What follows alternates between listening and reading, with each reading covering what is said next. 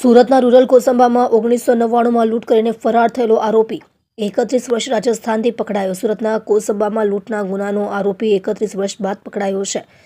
આરોપી બ્રિજભાન લોધી રાજસ્થાનથી ઝડપાઈ ગયો છે। 1999માં આરોપીએ તેના સાગરીતો સાથે મળીને કોસંબા ખાતે અલગ અલગ જગ્યાએ લૂંટ કરી હતી। ત્યારબાદ તે ફરાર થઈ ગયો હતો અને પોલીસથી બચવા માટે ઉત્તર પ્રદેશ અને રાજસ્થાનમાં મજૂરી કરતો હતો। પોલીસને બાતમી મળતા જ તેને રાજસ્થાનથી ઝડપી પાડ્યો હતો। પોલીસથી બચવા યુપી રાજસ્થાનમાં તે મજૂરી કરતો હતો।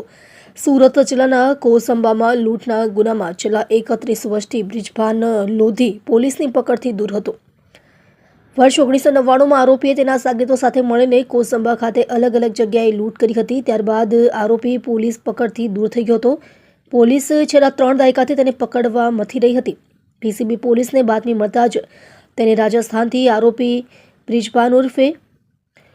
બ્રિજભાન દેવીદીન ઉર્ફે દેવસિંહ લીધી ઉંમર વર્ષ 50 રહે લેમિનેટ્સ ગ્રામ બદાવલી દોદસર ચોમુ રાજસ્થાન મૂળ રહે મહમદાબાદ તાલુકો ઉરઈ જિલ્લો જાલોન ઉત્તર પ્રદેશ વાળાને ઝડપી લીધો હતો।